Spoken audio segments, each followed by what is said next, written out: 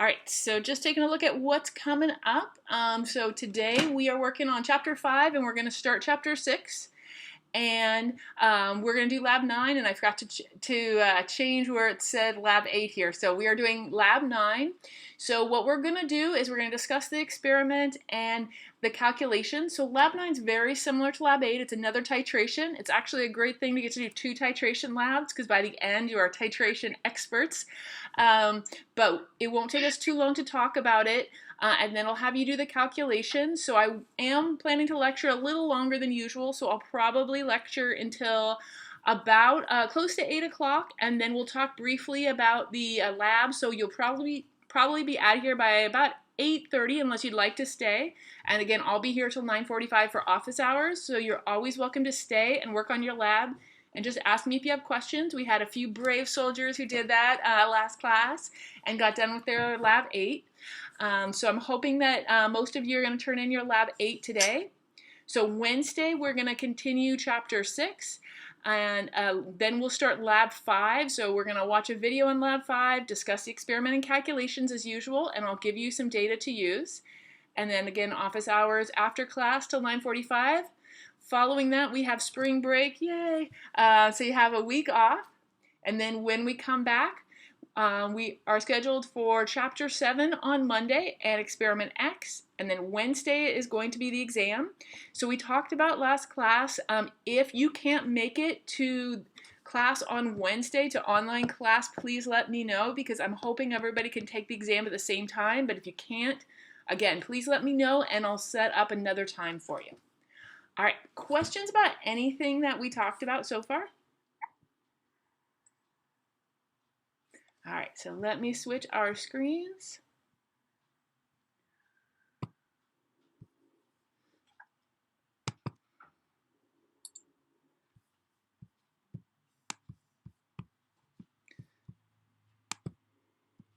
All right, can everybody see the PowerPoint okay on their screen? Excellent. Excellent. All right. So we've been talking about gases and we talked about our gas laws last time. So any questions about anything that we did last class with our PV equals nRT, our other gas laws, or Dalton's law of partial pressure?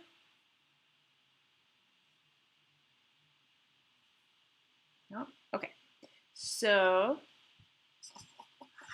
let's go ahead and move forward. So gases, we can use them in chemical reactions. And here it says that safety airbags in automobiles are inflated by nitrogen, and it's generated by the rapid decomposition of sodium azide. And so here's our balanced chemical equation. It says if an airbag has a volume of 36 liters and it is to be filled with nitrogen gas at a pressure of 1.15 atm and a temperature of 26 degrees Celsius, how many grams of our sodium azide must be decomposed? All right, so what I want to start with, and I'm going to roll the first part of that question off the screen. Oh, did I hear a question? No? Okay, maybe just some background noise? No, I was at the storage. Oh, okay. All right, so I'm going to go ahead and mute everybody, and if you want to ask a question, just go ahead and unmute. Otherwise, I hear your background noise, and I'm all excited that somebody's got a question. No. All right, so the first thing I want to talk about is which formula we should use. So we had 2 of them. We looked at PV equals nRT, and we looked at our PV over NT equals PV over NT. Oops. All right, so which of these 2 equations, the one on the left or the one on the right, do you think we should use?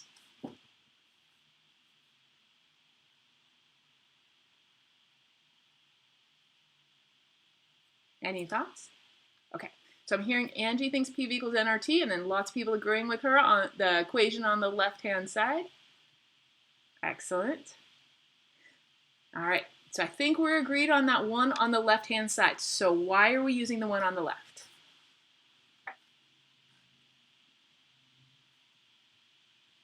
Any thoughts about why we should use that left-hand one? Only one set of data points, yes. That is a good way to look at it. And there's a lot of ways we can look at this, but let's go ahead and take a look at that. We've got one volume. We've got one temperature. We've got one pressure. Like so. If we wanted to use the one on the right side, we would need two different values for these variables. So maybe two pressures, or two volumes, or two amounts of moles, or two amounts of temperatures. So any questions on why we will not be using that one on the right-hand side? Okay. So now that we know which one we're using, let's take a look at what we've got and what we need to find. So we know our pressure, we know our volume, we know our temperature, and we always know R. Therefore, we must be solving for N.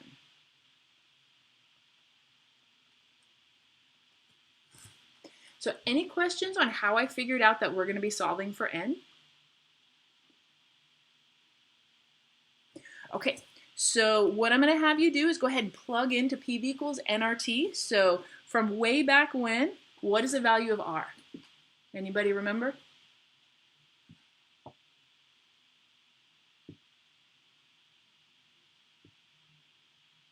All right, so I'm seeing 0.0821, and we are in liters times ATM over moles times Kelvin. Excellent. All right, so I want you to plug into your PV equals nRT and solve out for N, and your R is right there on the screen, soon to be in your memory bank. But give this a shot.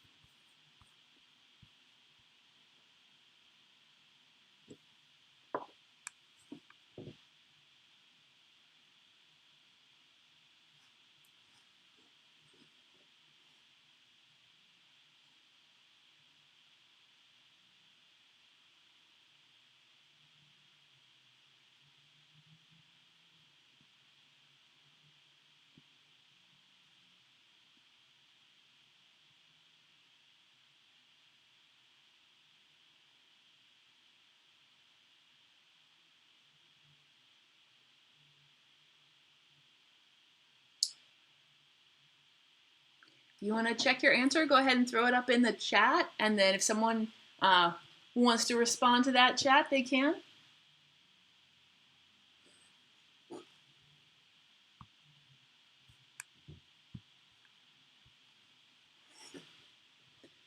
All right, so I see Clinton's got an answer of 1.7 mole. Anybody get something similar or different to Clinton? All right, so it looks like Maria and Brianna and Tasso got similar answers. You're still calculating? Go ahead and keep on calculating.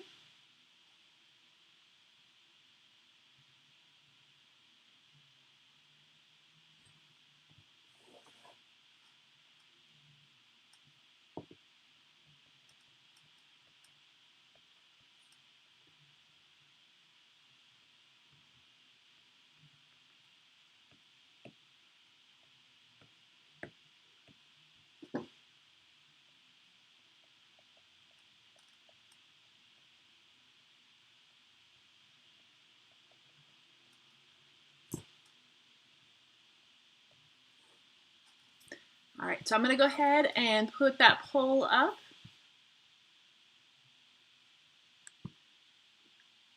So the question is, do you need more time? So yes, I need more time, or no, I'm ready to go over it. So go ahead and click in.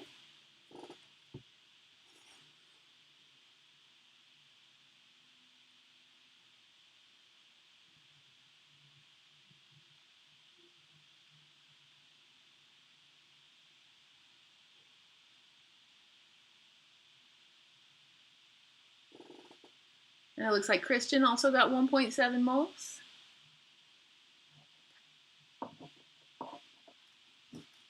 So far everybody is saying they're ready to go over it, but only half of you have clicked in. So anybody want more time, go ahead and click in on that I need more time.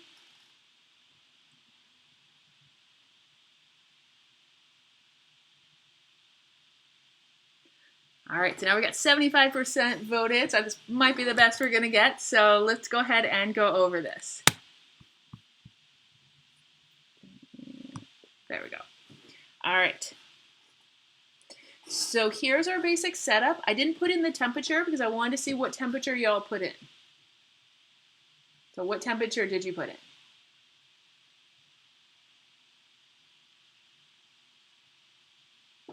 All right, so I'm seeing 299.15. Excellent. So you didn't have to have the 0.15, but it's perfectly fine to have that, but you did need to convert it into Kelvin.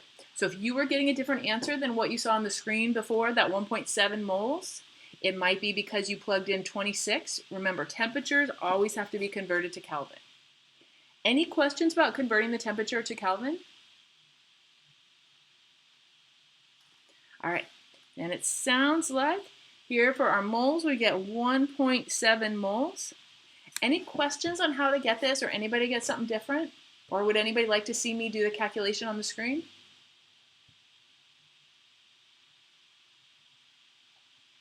All right, so we found our moles.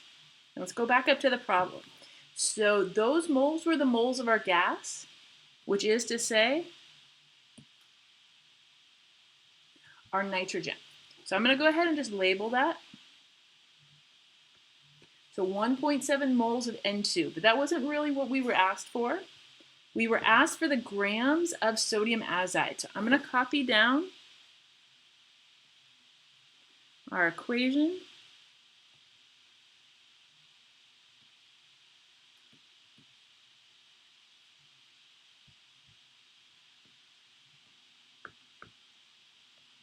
There we go. All right, so we were asked for grams of sodium azide, and what we found is 1.7 moles of our N2. So we're going to convert these, and I'm going to start with that 1.7 moles that we found.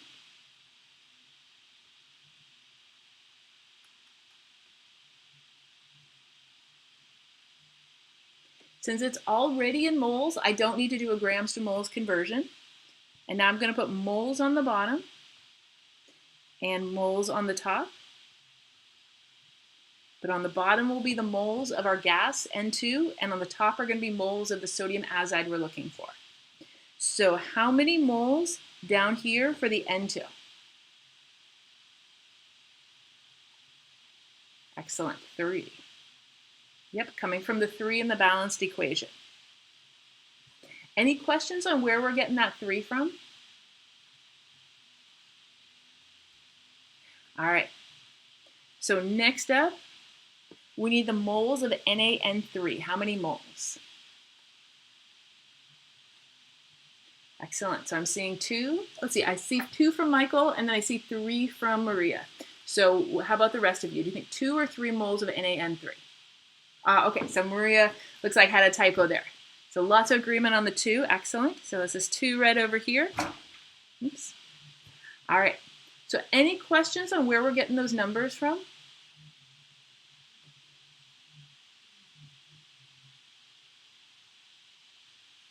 All right, and then we're going to do moles into grams of sodium azide. So for every 1 mole of NaN3, we're going to find the grams of NaN3. So I'm going to have you calculate out your molar mass. That's going to go right up here, and then calculate out the grams NaN3. Let me actually use a different color here. There we go. All right, so find your molar mass for sodium azide, and then calculate out the grams of sodium azide.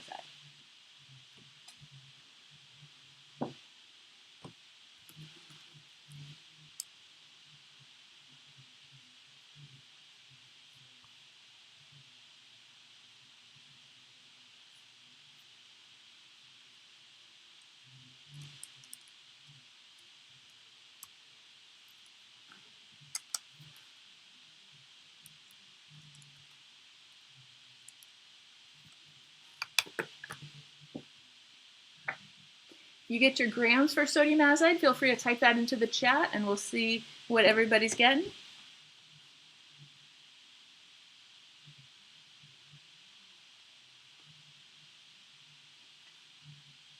All right, so it looks like 7.4 times 10 grams, so it looks like 74 grams for Clinton. All right, it looks like Eddie got 74 as well. And Tasso and Maria, excellent. And it looks like Juan is getting 65. So go ahead and keep typing in. Let's see how everybody's doing. If you sounds like we got 2 answers so far, 65 and 74.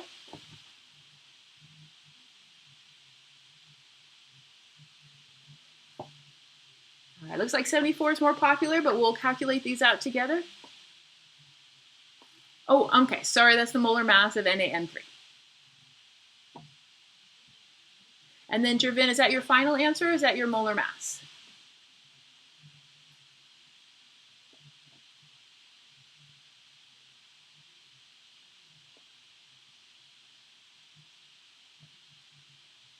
Molar mass, okay. So some of you are putting up the molar mass, some of you are putting up your final answers.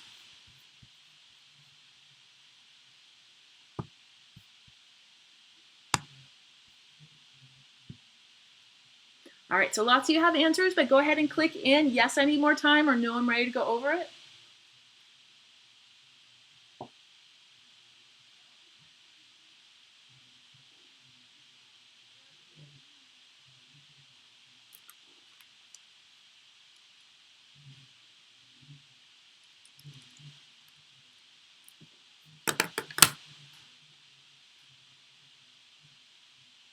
Okay, looks like a couple of people want some more time, so let's take about 1 more minute, then we'll go over it.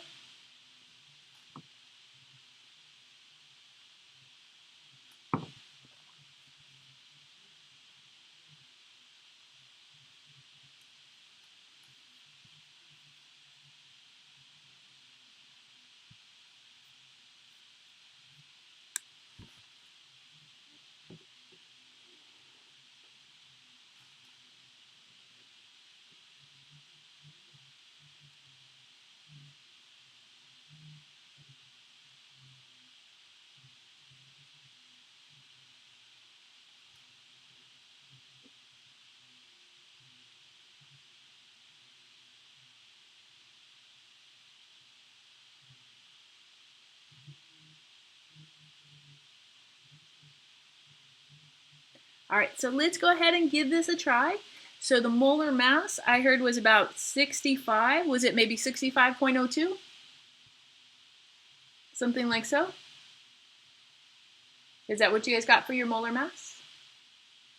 Yes, okay, excellent. All right, and then I'm hearing for the final answer, 74 was the popular answer. Any questions on how we got that 74? Anyone want to see me calculate it on the screen? Okay, so this is our final answer here. 74 grams of our sodium azide. Let's go ahead and take a look at the problem again though.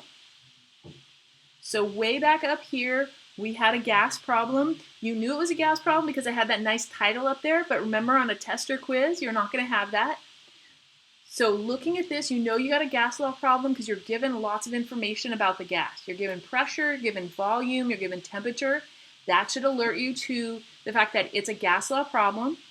And then you come down and you figure out which of these 2 equations you need to use. And we decided it was the one on the left because we were really only given one set of data. 1 pressure, 1 volume, 1 temperature. For the equation on the right, you're going to need 2 of these variables, 2 pressures or 2 volumes or 2 amounts of moles or 2 amounts of temperatures. So because we were only given 1 set, that's why we choose our PV equals nRT. So any questions about that equation that we chose? All right, so next up, we looked and saw what we already had and what we needed. So we had everything except for N, so we were able to solve for N. But we really didn't want those moles of gas. We really wanted the grams of sodium azide.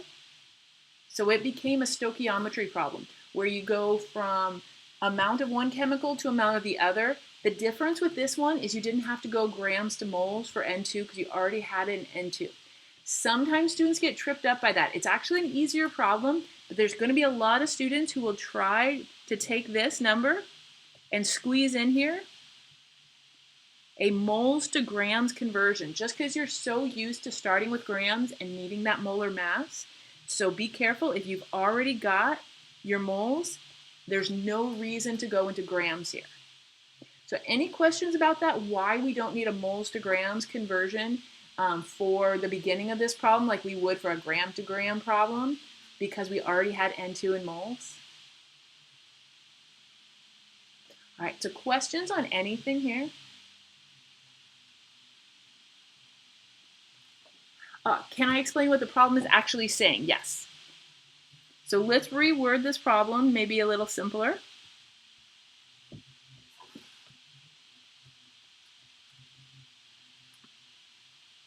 So how many grams NaN3, that's our sodium azide, are needed to inflate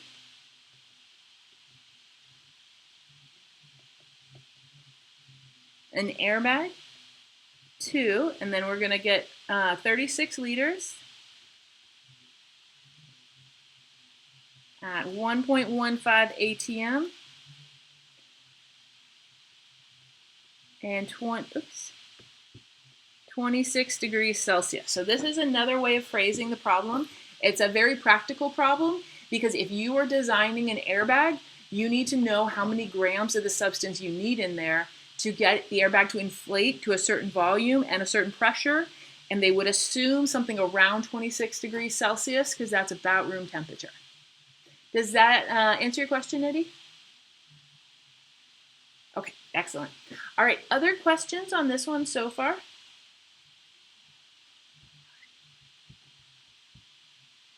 All right, so now we have one of those problems, and I kind of think of them like a banana split because it's got everything you love in there. It's got the banana, the ice cream, the whipped cream, the sprinkles, the cherry, just lots of good stuff in there. I know students don't always see it that way, but I like to think of it that way. All right, so it's got gas laws, stoichiometry, and limiting reactants. So here we have 6 moles of hydrogen gas and 3 moles of our nitrogen gas. They're sealed in a container at 25 degrees Celsius. Now we know the total pressure in the container is 4.25 atm, and the 2 gases are allowed to react to form ammonia, and we need to know what is the total pressure in the container after the temperature returns to 25. So notice the temperature isn't changing. We had 25 in the beginning and 25 at the end. So we don't need to use the temperature right away because it's not changing.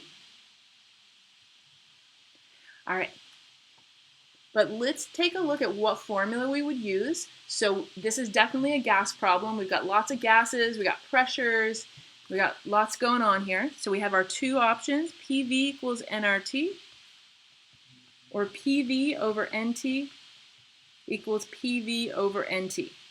All right, so for this problem, which one should we use? The one on the left or the one on the right?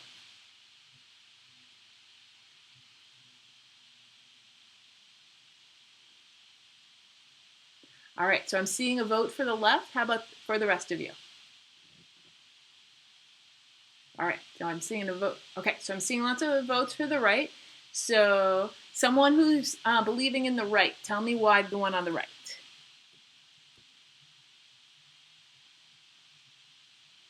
Okay, so we got 2 gases, but there's another reason. 2 sets of info. So Jervin, 2 sets of which info are you looking at?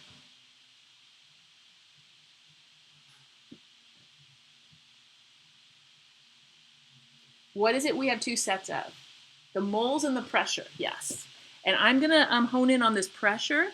So here we have the total pressure in the beginning at 4.25 atm. And now we're asked the total pressure in the container at the end. So there are 2 sets of pressure. There's no way we could use PV equals nRT if the pressure is changing. We've got a beginning pressure and an ending pressure. But you are right, Jervin. We also have 2 sets of moles, and we're going to be dealing with that as well. But any questions on why we're going to use the one on the right and why I could say that there's two sets of pressure, one that was given and one we're asked to find? All right, so I'm going to go ahead and X out this one.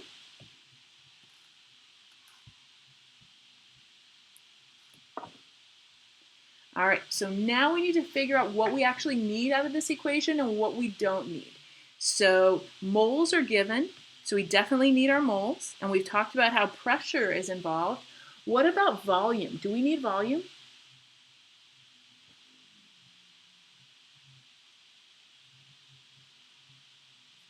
All right, so Tasso says no. Do you guys agree?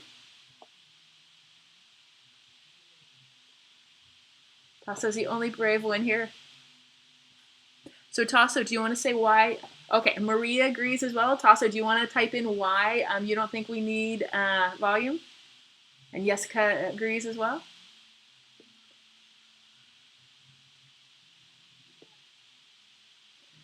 Tasso, do you want to try typing in why? Because it doesn't state, yes. So we weren't given any volume, so there's no way we could use it. The other thing that it said is it's in a sealed container. So if it's in the sealed container, that it will not change. But you're right, if it does not state the volume, we can't use it. Any questions on that? If it doesn't give us any information about the volume, there's no way we can use it. All right, so when we started off with our PV over NT equals PV over NT, we said two things, that we would get rid of things if the variable wasn't stated in the problem, but we also said we would get rid of them if the value didn't change. And here for temperature, it does not change, so I can get rid of temperature. Those of you who are like, hey, no, if it gives me information, I want to use it, you can use it. You can put in the temperature as long as you do it in Kelvin, but it will not change your answer because that temperature is not changing. So is everybody comfortable with me getting rid of the temperature?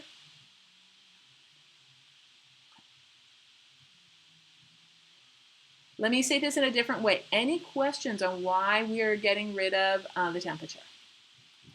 Okay. So let me just write out what I said a moment ago just so we have it written down. So when we're crossing things out,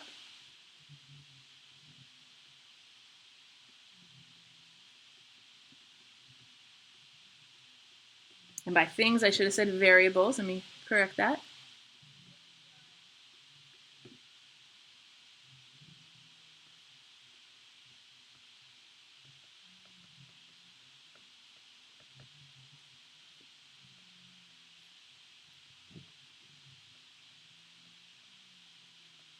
So we're going to cross out variables that are not mentioned in the problem.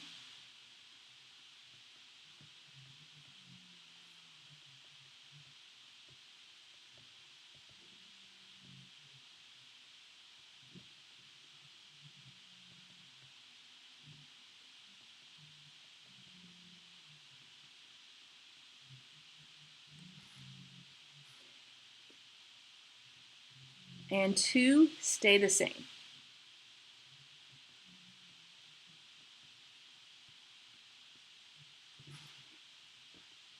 And for stay the same, I'm going to write underneath it, and let me shrink this down so everything's on the screen. Initial temp, 25 degrees Celsius. Final temp, 25 degrees Celsius. There we go. So the temperature did not change, and that's why we got to cross out the temperature. Okay, any questions on what I just wrote out there? Okay, anyone need this screen for a little longer to copy everything down? Yes, okay. Let me give you a couple minutes there.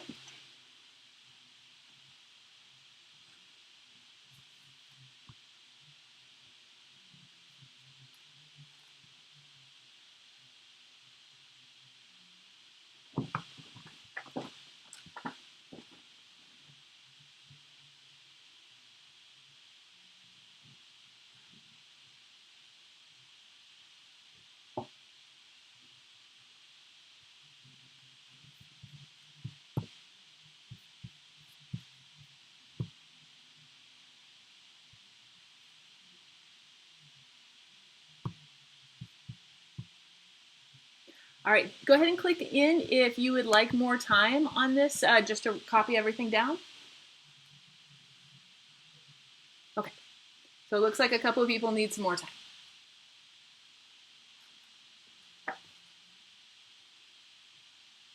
I apologize if you're on a small cell phone. I'm sure this is really tiny writing.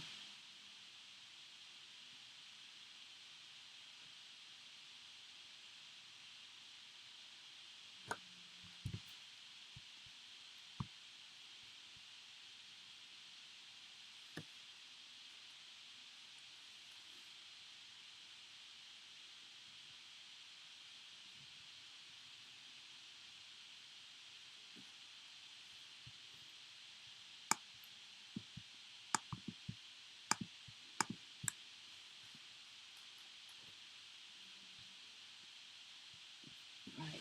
How are we doing? Would anybody like some more time with this slide? Okay. All right, so this is where we were at.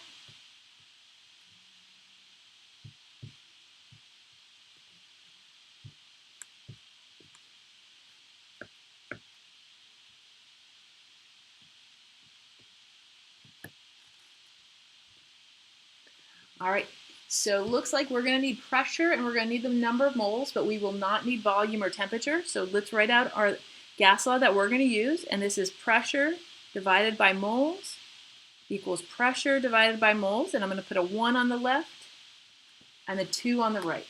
So any questions on how I came up with the equation that we're going to be using?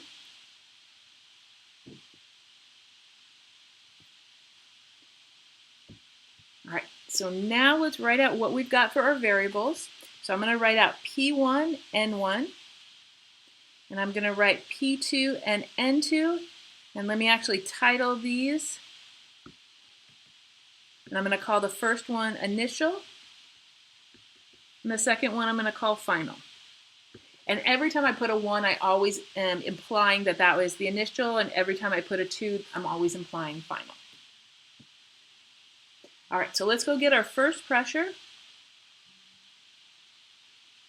All right, so we are told in the beginning total pressure was 4.25 atm, and our job is to find the pressure at the end.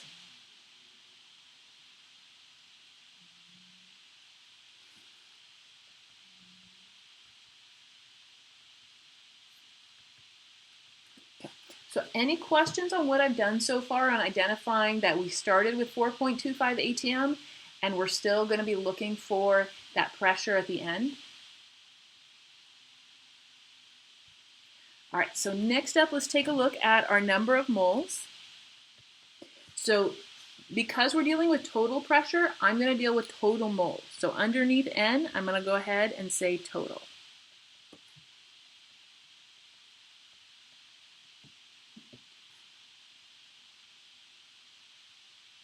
All right, so how many total moles do we have at the beginning?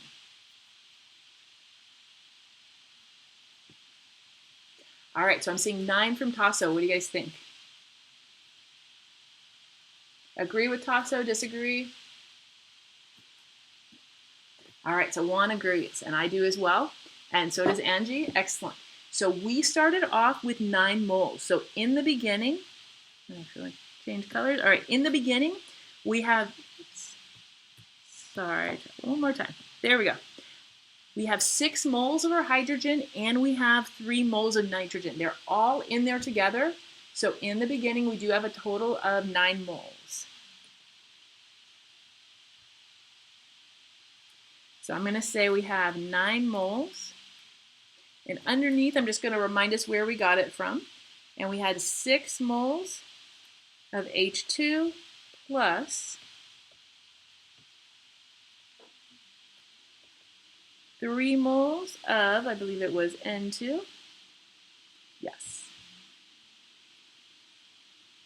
Okay. Any questions on where we're getting those 9 moles total for our initial number of moles?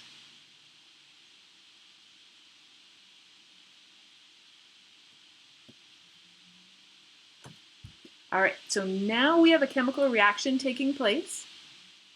So it says the two gases are allowed to react to form ammonia gas.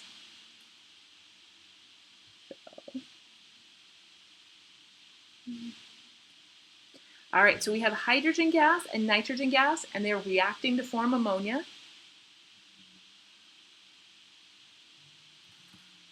So we have hydrogen gas plus nitrogen gas going on to form ammonia. So remember, ammonia, I do want you to know it's kind of an unusual chemical, but that is NH3. Hydrogen and nitrogen, we know those to be diatomic. That's why I knew to put H2 and N2. So I'm going to go ahead and balance this for us. I'm going to put a 2 in front of our NH3. And then it looks like we would need a 3 in front of our H2. And other than that, it looks like it's balanced. So I kind of wrote that quickly for us, but any questions on how we wrote out, or I guess how I wrote out our chemical reaction?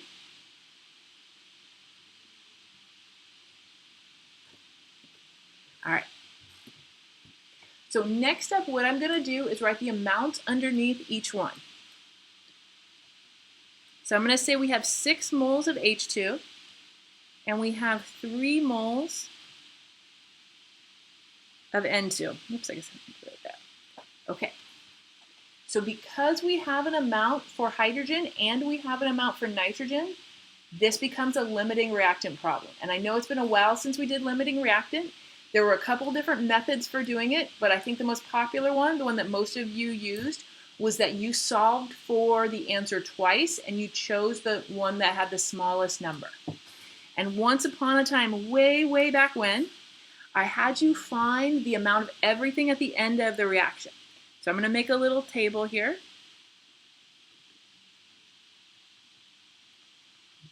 So what I'm going to have you find in just a minute are going to be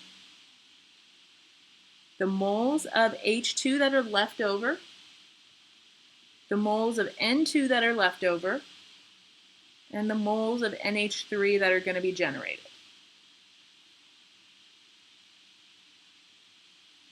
All right, so any questions on what we're going to do here using limiting reactants? We're going to find how much of everything is left at the end of this reaction. All right, go ahead and give this a shot. Feel free to message me if you have any questions, or feel free to message each other.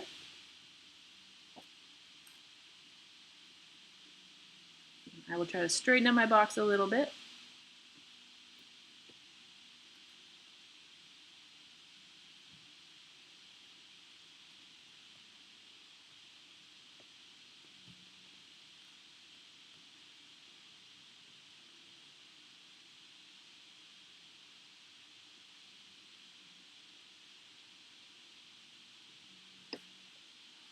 All right, so again, if you get stuck, you're not sure where to start, please feel free to message me or anybody else in the class. You could make a new friend by messaging someone you've never talked to before.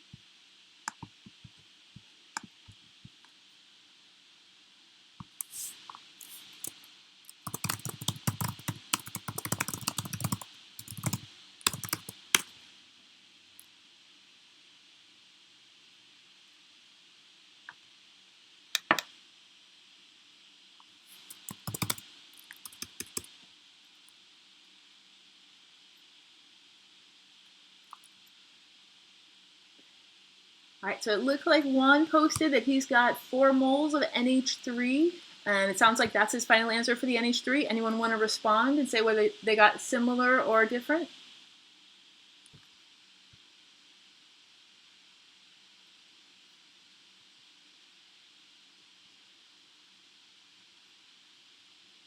All right, so it looks like Angie got something similar one.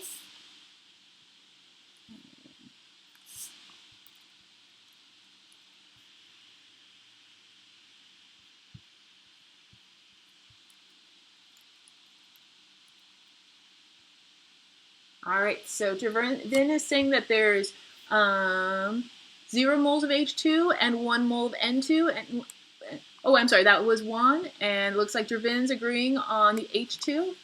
Anyone get their N2 yet?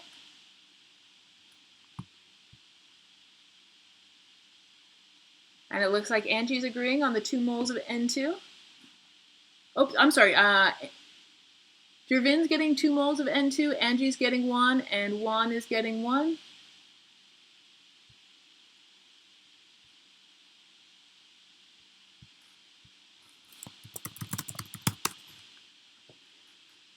So it looks like there's a little debate on the N2, whether there's 1 or 2 moles. So what is your limiting reactant? Is it hydrogen or nitrogen? Okay, so it is hydrogen. So you're using hydrogen to find out first how much N2 was used and then how much is left. And yes, Javin, you're correct. Since you know your amount of NH3, you could use that to convert into N2. But don't forget you've got to do the subtraction to find the amount remaining of N2 after you do that. So just as a reminder, for whatever is your excess reagent,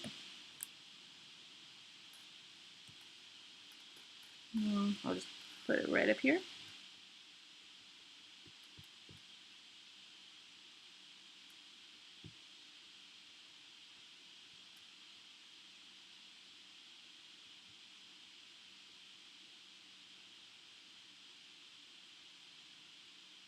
So don't forget to do your subtraction when you're dealing with your excess reagent.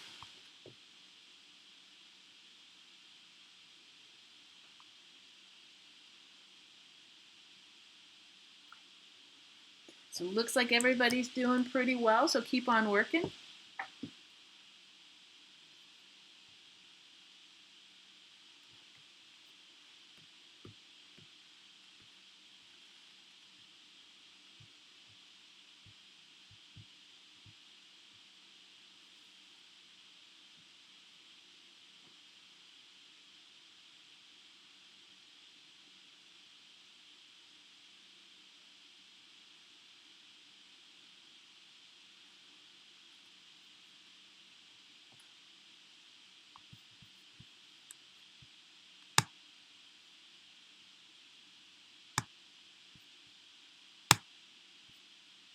All right, so I put up the poll again. Go ahead and click if you need more time or if you are ready to go over it.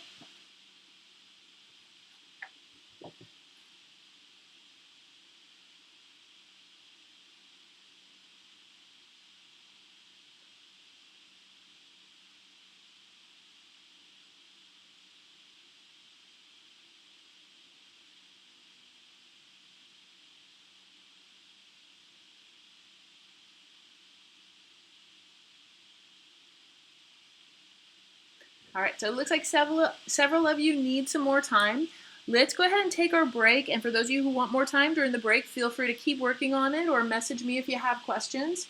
So it is almost 5:50, so let's go ahead and come back at 6 o'clock. So again, for those of you who want some more time, feel free to keep on working, and I'll be here if you want to message me with questions about it.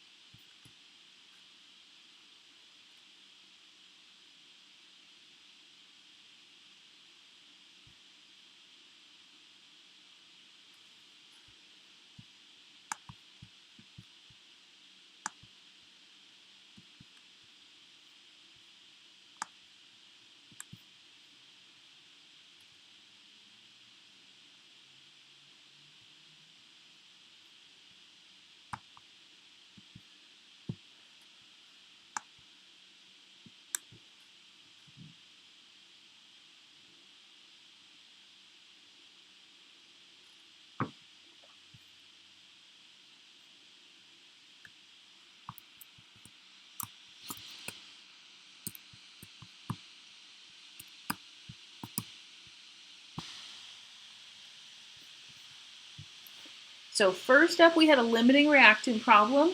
So we had an amount of both reactants, and that's how we knew it was a limiting reactant problem, plus, of course, the title at the beginning of the problem. And we were trying to find out how many moles of NH3. So I'm going to start with my hydrogen, and I'm going to say 6 moles of H2. Then I'm going to convert using the balanced equation. For every 6 moles of H2, there should be 2 moles of NH3. And it looks like if we do 6 divided by 3, we'd get 2 times another 2. And it looks like that is 4 moles of NH3. Then we did something similar for our nitrogen. We said 3 moles of N2. And then for every 1 mole of N2, 2 moles of NH3. And that looks like it would be 6 moles of NH3. So any questions so far about what I've done? We do something similar for every limiting reactant problem. Okay, so from the chat above, I remember that most of you determined that the correct answer for NH3 was 4 moles because we solved this twice and we always pick the smaller number of moles or the smaller answer because we don't really have enough to make the larger amount. So any questions why we could say that we're going to get 4 moles of NH3? I'm going to go all the way down here and say that we are going to get 4 moles of our NH3. And I think I saw it before, but which one was our limiting reactant? Was it hydrogen or nitrogen? Okay, so I see hydrogen from Angie. How about from the rest of you? Excellent. Excellent. So it sounds like most of you agree, or those of you brave enough to type into the chat box agree, that hydrogen is our limiting reactant. Any questions on why hydrogen is our limiting reactant? Okay, so how much hydrogen is left over at the end of the reaction? Excellent. So I'm seeing a couple zeros come through. So that is correct. So there is no hydrogen left over, and the reason is because it is the limiting reactant. So what we say is by definition, we use up all of that limiting reactant. So if you've identified hydrogen as your limiting reactant, you should have none left at the end of the reaction. So any questions so far on hydrogen or on ammonia, NH3? All right. So now we have our nitrogen, and this is the tricky one because this is our excess reagent. So I normally start with my limiting reactant, but Jervin brought up a good point. You don't have to start with that limiting reactant. You could start with your answer right over here. So either starting with 6 moles of hydrogen or 4 moles of NH3 will get you to where you want to go. I'm going to go ahead and say 6 moles of H2, again, just because it's my habit to always start from the limiting reactant. All right, and so in the equation we had 3 moles of H2, and then we had 1 mole of N2. So no number means a 1.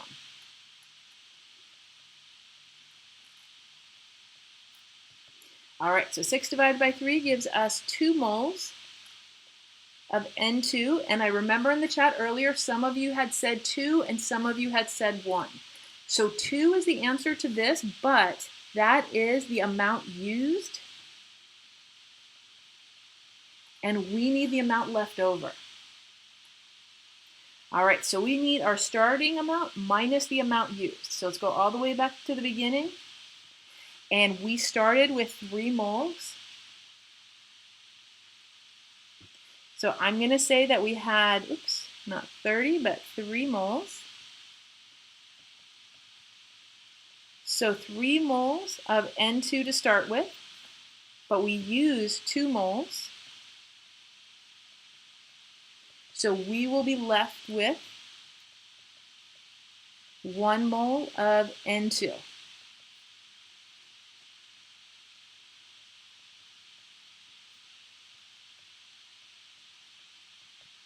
All right. Any questions on why we're going to have 1 mole at the end and not 2 moles of N2?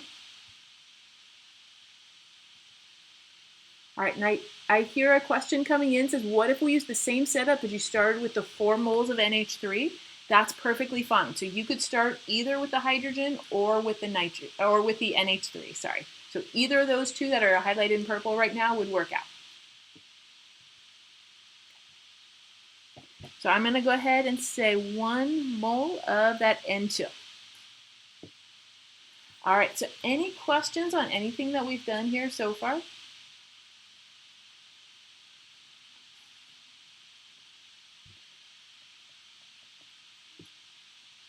And because in our problem we need total moles, I'm going to say the total moles at the end of the reaction will be 5, and that is the 4 moles of NH3 plus the 1 mole of N2.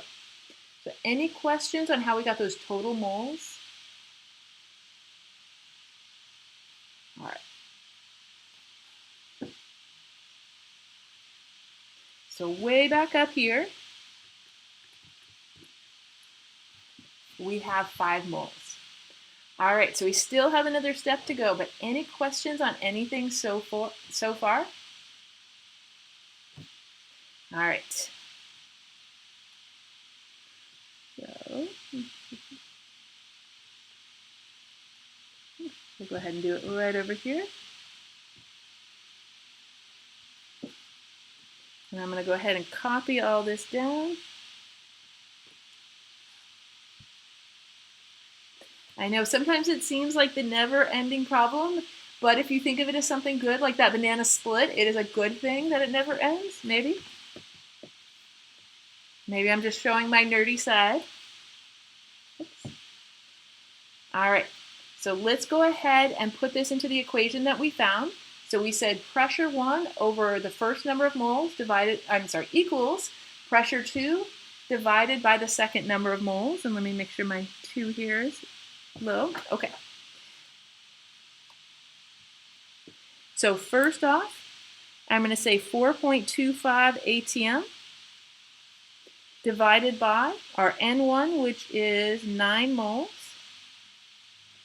equals the pressure that we're not sure about yet, divided by 5 moles like so. Okay. Any questions on how I set that up?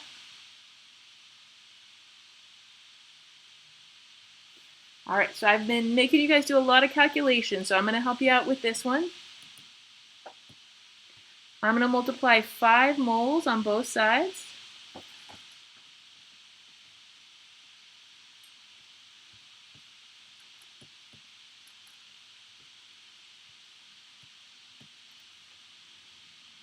So now our P2 is going to equal 5 moles times 4.25 ATM divided by 9 moles. Any questions on how I've set it up so far? All right, so let's go ahead and calculate this one out together. So 5 times 4.25 divided by 9. And it looks like we're getting 2.36.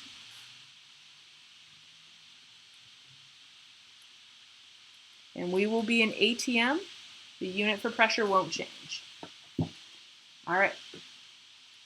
And it looks like Tasso got 2.36 as well.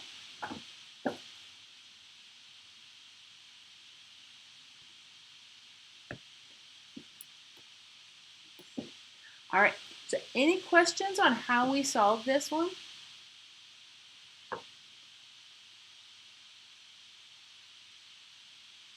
All right, so I know this was a long problem, but your brain is a muscle just like anything else, so just think of it as going to the gym and you work really long and really hard, but you know that you benefit from that hard work. All right, questions on anything that we've done here with this problem?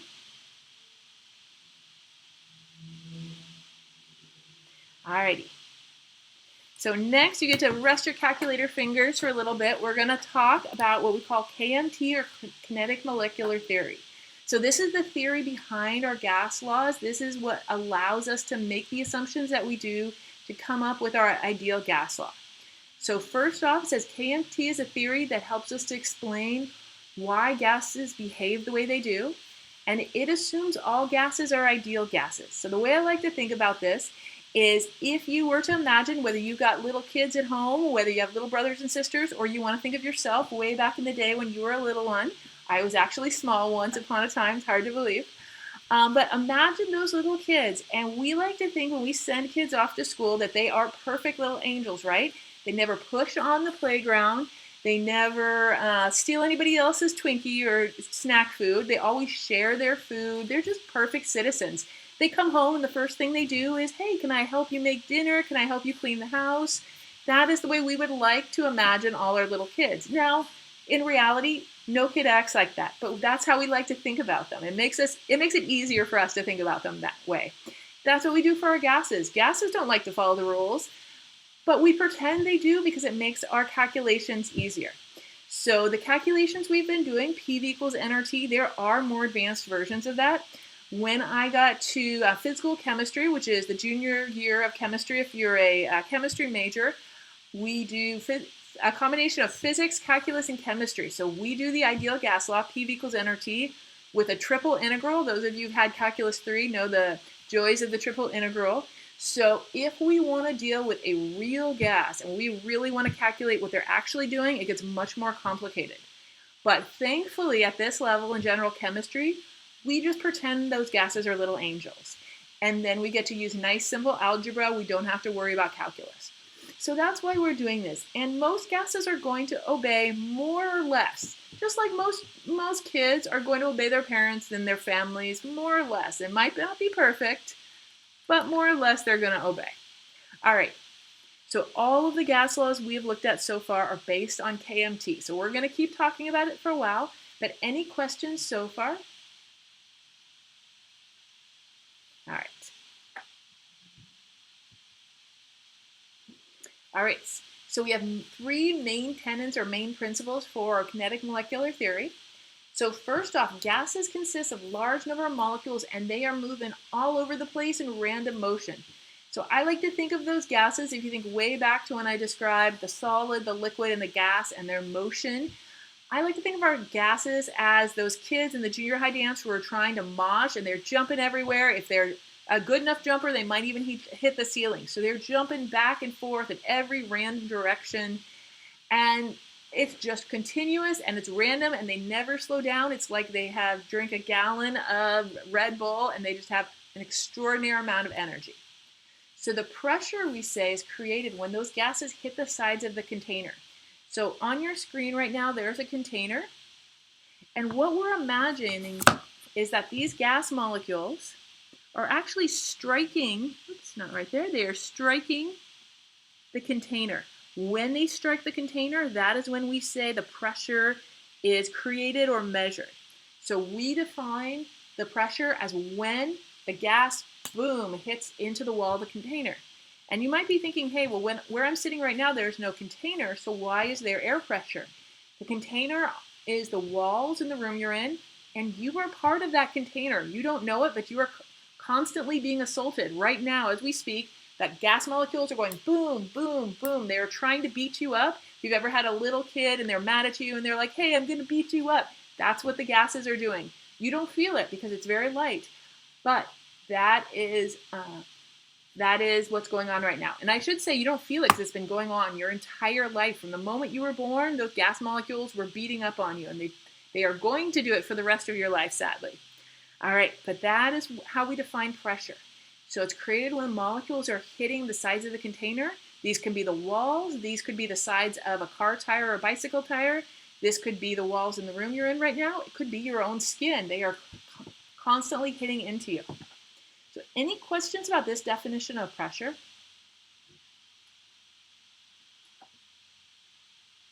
All right. So here it says the combined volume of all the gas molecules are negligible relative to the total volume in which the gas is contained in an ideal gas. So another way of saying this is gas molecules take up very, very, very, very, very little space. They are so tiny, we essentially ignore their volume and we say they essentially have no volume. You've actually seen something similar to this before.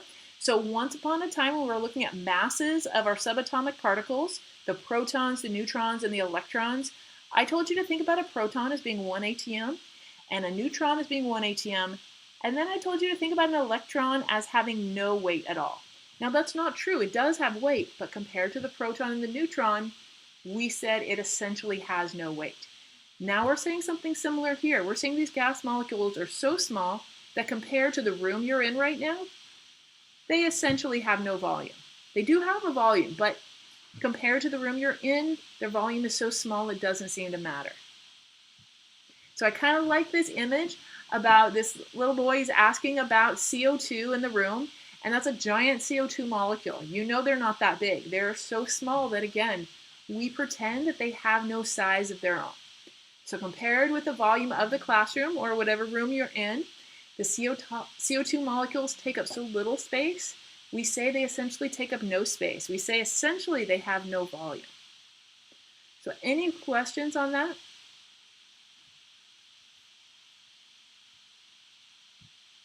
All right, so next up, attractive and repulsive forces between the gas molecules are negligible for an ideal gas.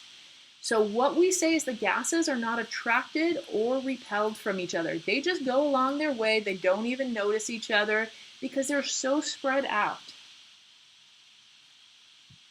And part of that is to say that they have perfectly elastic collisions. So in an ideal gas, the molecules don't attract or repel each other. They're just going to bounce off each other.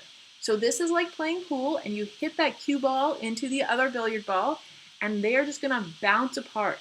So there's never an instance where they just stick together. Say you hit that white cue ball, it hits the yellow ball, and then the two balls are like, hey, let's hang out for a while.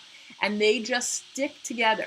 So if you've hit it with enough force, the two are going to bounce off each other.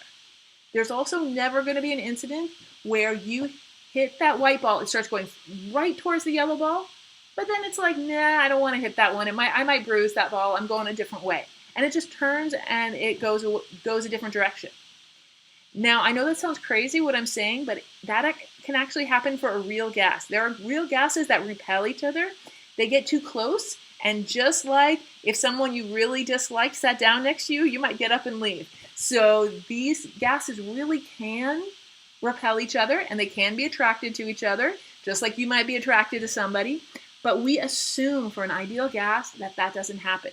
We assume they're just going to go boom, bounce off, like there's no attraction, no repulsion, just like billiard balls. So any question about this idea that we assume there to be no attractive or repulsive forces and they just bounce off each other like those billiard balls? I know you'll never be able to play pool without thinking about chemistry again. All right, so the next thing is the energy of gas is proportional to its temperature in Kelvin. So I've told you several times now, and hopefully I've kind of beat it into you that whenever you're in gas laws, you must be dealing with Kelvin or absolute temperature. So here it says energy can be transferred between molecules during collisions, but the average kinetic energy of molecules does not change with time so long as the temperature of the gas remains constant. So that temperature is what defines how much energy the gas is. You turn up the temperature, it's going to have more energy. You turn down, it's going to have less energy. And that is on average. There's always going to be some slightly less energetic molecules and some that are slightly more. If you think of an average class of students, imagine we were all together. There would be some of you who were a little perky because you had 3 or 4 shots of espresso, and there would be some of you who kind of had your head in your hands like, what was there coffee? Where was the coffee? So there's always some that have a little more or a little less energy, but on average, it will always depend on that temperature. So any questions about that relationship? And we're going to see more of it in a bit, but the relationship between energy and temperature. So just to kind of draw it out like we did with our gas laws, this is a direct proportionality. These are directly related. So as temperature goes up,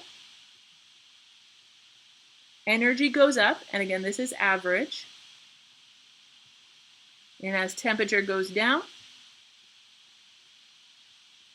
energy goes down on average. But don't forget there's always a few sluggish gas molecules, and there's always going to be a few super energetic ones.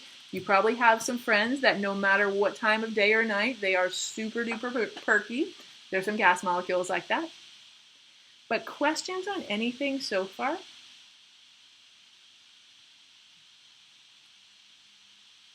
All right, so here we're talking about that same thing. So it says in an ideal gas sample, some molecules or atoms will move slower and some will move faster. But again, on average, the motion of the ideal gas is proportional to their temperature in Kelvin. And by motion here, I'm talking about that energy because they need energy to move around. So in other words, the hotter they are, the faster they move.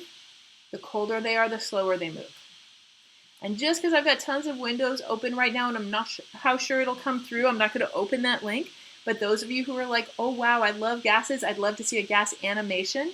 If you go to that link, it will show you gases moving around, and you can turn up the temperature and the gases move faster, and you can turn it down and the gas moves slower. So it's kind of cool if you're looking for something fun to do on a Saturday night. Is the speed of the movement predictable? So yes, we're going to talk about speed in a little bit, and the speed is going to be relative to that energy. Yes, so it is definitely predictable. Let's see, speed of the movement. The speed is predictable. You aren't talking about the actual path it takes, are you? Like you would be able to predict the way a billiard ball is going to go by seeing where the cue ball hit it?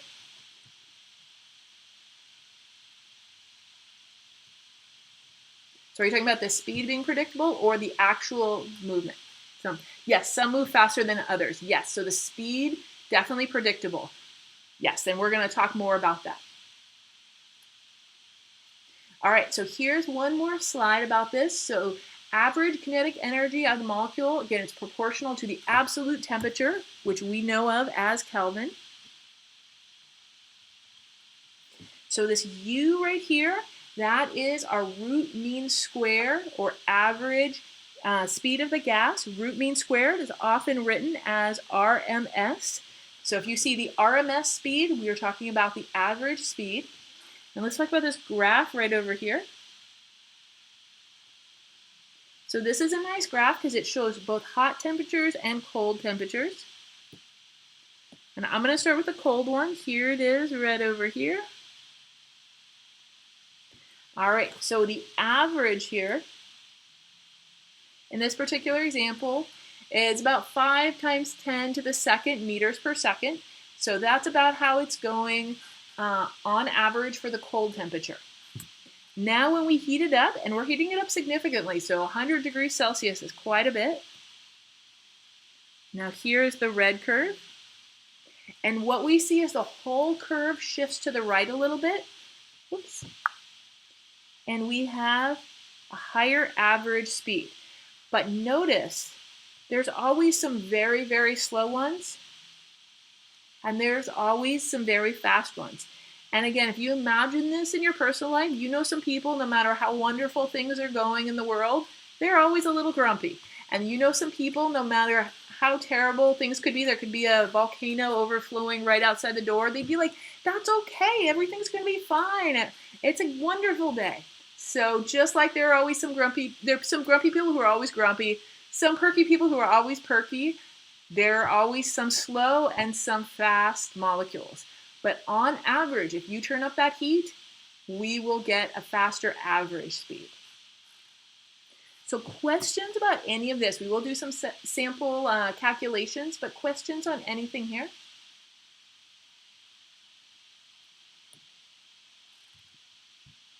All right, so kinetic molecular theory helps us to kind of predict what's going on a molecular level. So here it says, why does pressure increase when the volume decreases? So in this example here, we have this container on the left. Let me grab it bigger, okay? All right, so here's our container on the left, and what we have is called a movable piston. So this plate right here, we can push it down, and we have right over here, so we push that plate down. Now all the gas exists in a smaller space. So if we assume the temperature and the number of moles are consistent, all we've done is essentially push this gas, push these molecules closer together. Why does that cause a pressure increase? In terms of what we talked about before, or what pressure is. But here, Tassa, we're going to make sure that the temperature does not change. Oh, Jervin, I see your note, and I'll go back in just a moment. Okay, so I see Juan saying less space, but why does that cause an increase in the pressure? So why is having less space increasing the pressure? Based on the way we define pressure, and I see your note, Jervin. I'll get you in just a moment, but I want to go way, way back to this right here. All right, so let's see, less space, increased number of collisions. Exactly, more impacts on the surfaces. Excellent, and compression in a smaller space. Yes, so I'm seeing lots of really good answers.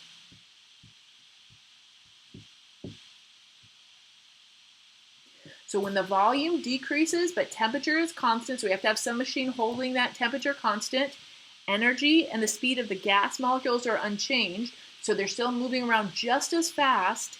However, if the number of moles are constant, the same number exists in a smaller space, and this means, this means there are more collisions with the walls, leading to the increase in pressure.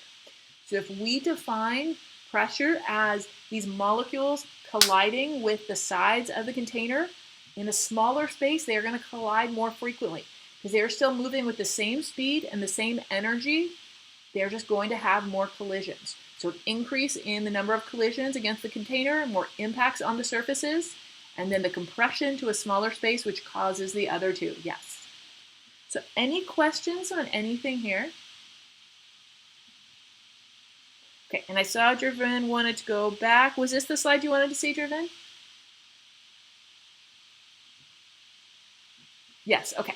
So I'll leave it there for a moment. Any questions about anything that we've talked about so far?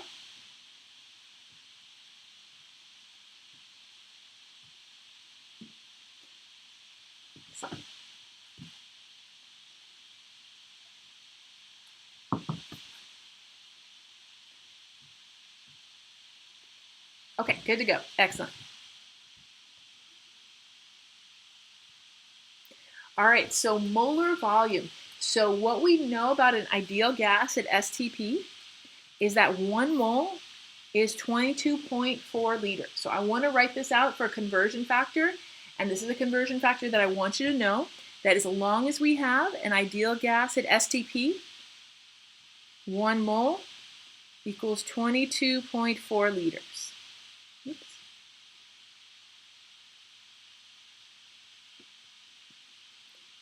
So I need you to know this. It is called the molar volume, but I don't need you to memorize the name of it, just the conversion factor itself. And be aware you can only use that conversion factor for ideal gases at STP. So you don't have to, you never have to use it. There is always a way here to use the ideal gas law. If you remember your standard temperature and your standard pressure. So standard pressure is 1 atm, temperature was 0 degrees Celsius. But this conversion will make your life much, much easier. So let's give this a shot. So it says, what is the volume of a mixture of 3.25 moles of oxygen gas and 2.51 moles of nitrogen gas at STP, and we're going to assume ideal behavior. All right, so what I'm going to do is add these two together. So I have 3.25 moles of O2 plus 2.51 moles of N2. All right, 3.25 plus 2.51, and it looks like I get 5.76 moles total. So if these are both ideal gases, they're going to behave the same way. We just need to know how many total moles there are. Now I'm going to say 5.76 moles times our new conversion factor, which says for every 1 mole, 22.4 liters. So I'm going to multiply times 22.4. And it looks like we have 129 liters, which is huge, but if every mole takes up 22.4 liters and we've got 5.76, we would get a huge volume. So this is a lot easier than the alternative. So again, if you were to forget this conversion, there is another way to do it, and that is P total times volume equals N total times R times T, and you would plug in your pressure and your temperature for STP. You plug in R, and you plug in your N, and you can solve out for V. So this would be an alternative way of doing it.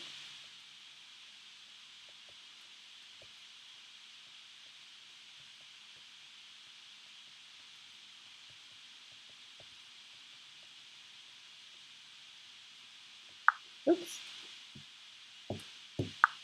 Ah, uh-oh. Uh-oh. All right, sorry, technical issues. Supposed to have palm rejection, but I think the corner of my hand was hitting keys. All right, there we go. Alternative way to solve this problem. However,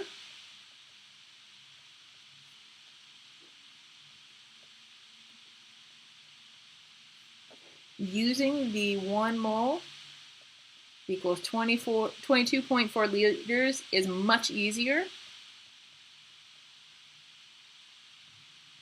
You just have to remember that conversion factor. And also remember, it can only be used for ideal gases at STP.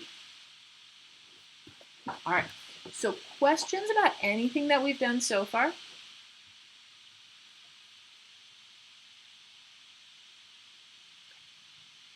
Anybody need a little more time to copy this page?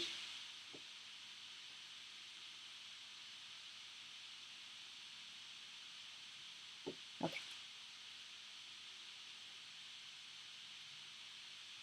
All right, so we were talking about that average speed, which we call the root mean square, or RMS speed.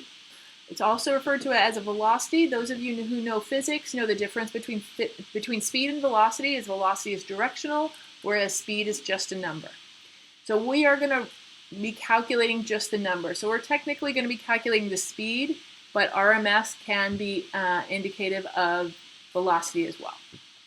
All right, so this symbol U, we said, is the root mean square average velocity or speed of the gas. And here is going to be the formula for this. And because on your next exam you're going to have so many formulas, I'm going to go ahead and give you this so you don't have to memorize this one. So here it says calculate the root mean squared, the RMS speed U of nitrogen molecule at 25 degrees Celsius.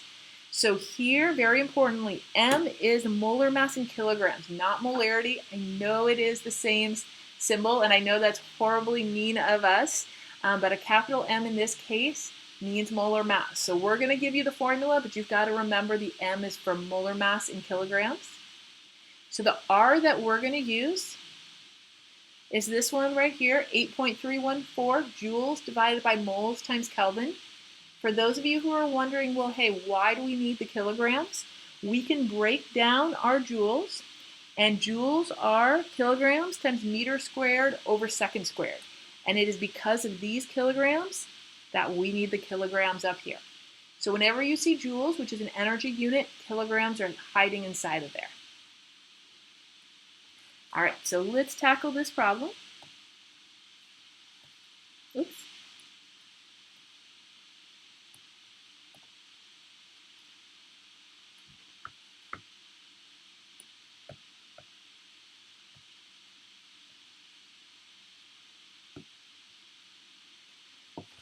All right, so we want to calculate that RMS speed. So we're going to do 3 times R, but this is the R for joules, 8.314 joules divided by moles times Kelvin, times our temperature. So our temperature of 25 degrees, it's got to be converted to Kelvin, just like for all gas laws. So plus 273.15 should give us 298.15 Kelvin. Okay, so we're not done yet, but any questions on what I've done so far? All right, so I want to get that molar mass together. So we are looking at N2, and if you were to go to the periodic table, you'd see 14.01. And because we have 2 nitrogens, I'm going to multiply that by 2. So 2 times 14.01 gives us 28.02 grams per mole. Now some of you are comfortable just moving the decimal to convert into kilograms, and that's perfectly fine. But for those of you who aren't, I want to show you how to get this molar mass into kilograms. 28.02 grams per mole.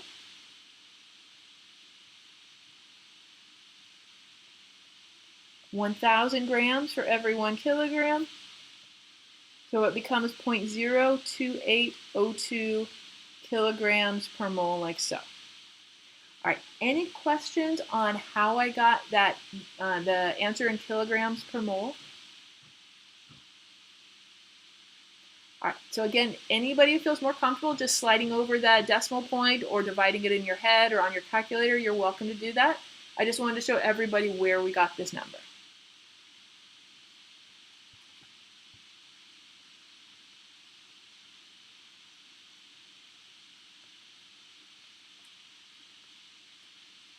All right, so any questions on how we set this one up?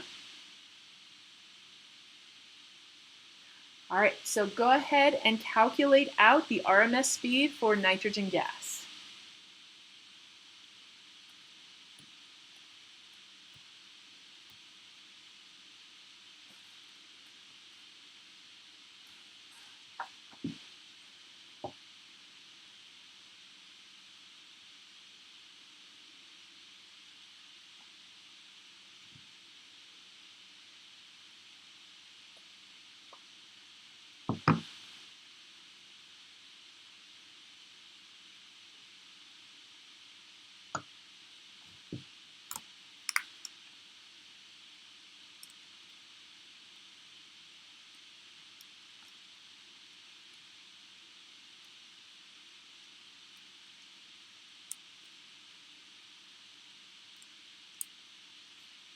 All right, so if you get an answer, go ahead and type that into the chat box.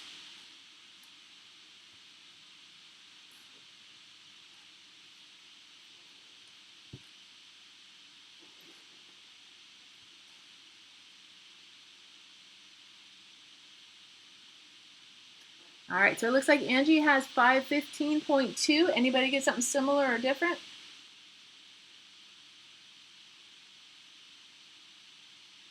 All right, so it looks like Drivin and Juan got something similar.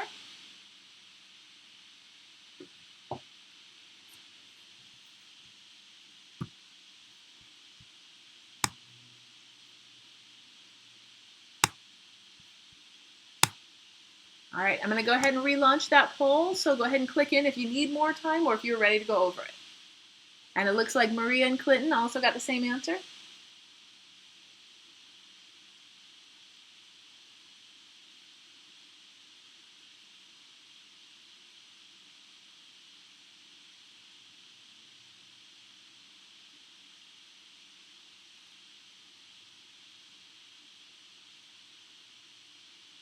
All right, so it looks like there's a couple people who need more time, so let's go ahead and take a minute or so.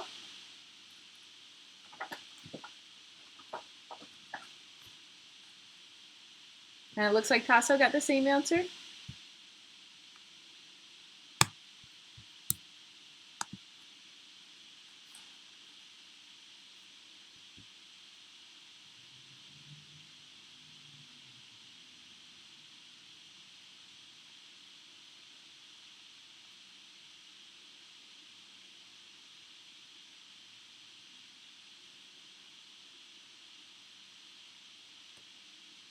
Okay. So let's go ahead and go over it. So it looks like 515.2 is the answer that most of you are getting. Does anyone want me to calculate this out on the screen for you?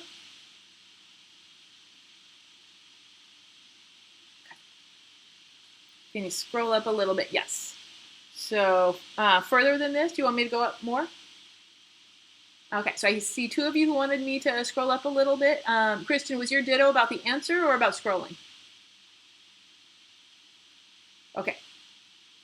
So Kristen, do you want me to scroll up or did you want to check that answer? Okay, answer, sorry. Oh, the answer is good. Okay, excellent, no worries. All right, and so I see a question about the units, and so let's go over the units. All right, so our units are going to be actually meters per second, and I want to show you how we get those meters. But anybody need this screen a little longer?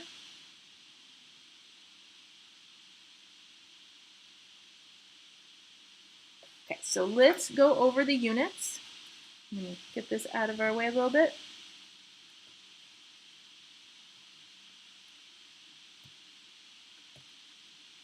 All right, so what I'm going to do, copy this on down.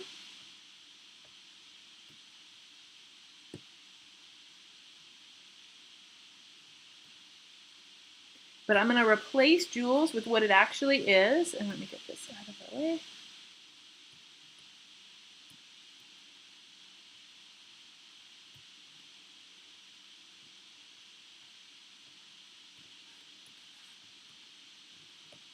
All right, so what a joule actually is a kilogram times a meter squared per second squared.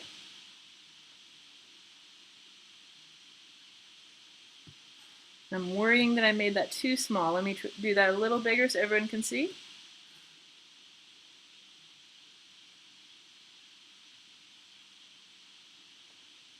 And then that is our joules. So joules divided by our moles times Kelvin.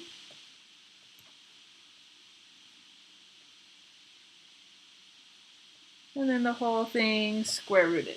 All right, so the way these are going to cancel out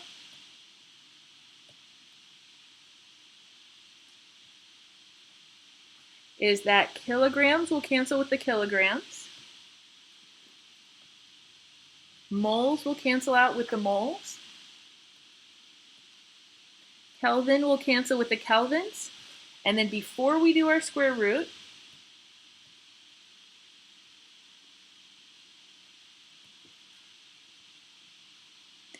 inside of here, we're going to have meter squared divided by second squared.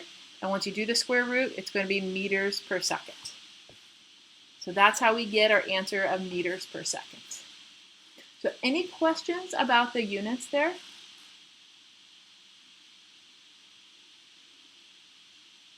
All right, so any questions about the problem, calculating it, getting the units, or anything else?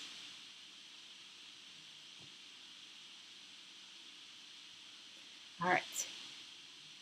So here in this problem, we have methane or CH4 gas and hydrogen gas. They're in separate containers, but they're at the same temperature. And we want to think about which one would have the greatest speed. So I'm going to ask you to think about this. Don't calculate it, just think about it. So they're at the same temperature, and what we said is same temperature means same average energy, so they've got the same energy. But we're thinking about which one is going to be moving faster, the CH4 or the H2 at the same amount of energy. So I just want you to think about that for a moment. When you think you have an answer, go ahead and type it into the chat box.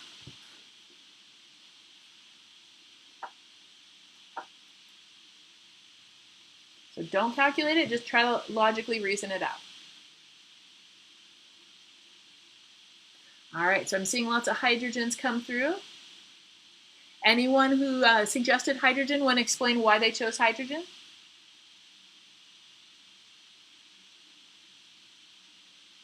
All right, so I see Andrew saying lighter, and then Juan saying lower molar mass, and then Christian saying it's small, and all of those sound very good.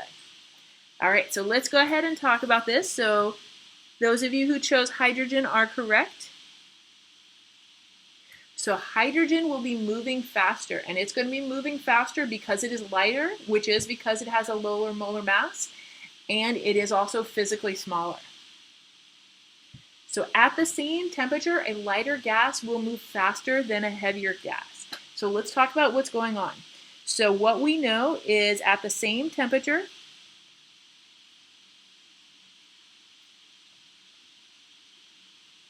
these gases will have the same average energy.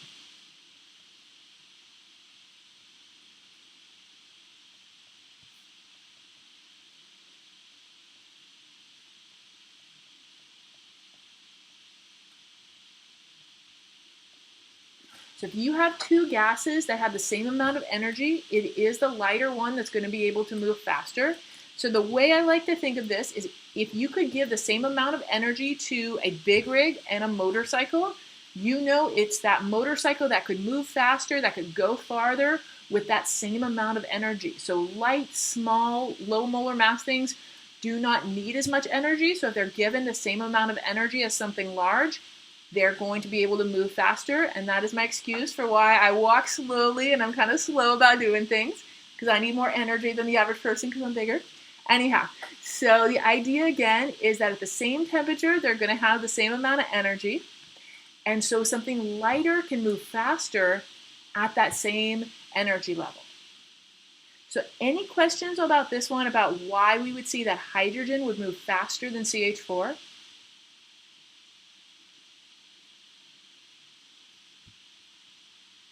All right, so next up we're going to talk about a fusion. So fusion is the escape of gas molecules through a tiny hole into an evacuated space. And by evacuated, we mean empty. Now officially, when we say evacuated, we mean completely evacuated, meaning that it has no gas at all in there. But we expand this definition to talk about balloons, which is what we're going to talk about next. So here we've got two balloons, and what we think of is the balloon fabric itself is porous, and it is possible for gas molecules to escape. So this question says which balloon will deflate sooner? So which one will have molecules escaping sooner? So go ahead and take a minute to think about this, and then type into the chat box which one you think. So nitrogen or helium, which one will deflate sooner? Which one's going to get greater effusion? All right, so I'm hearing nitrogen from Andrew. How about from the rest of you? And then I'm hearing helium from Christian, and then helium from Tasso. Anybody else want to weigh in here?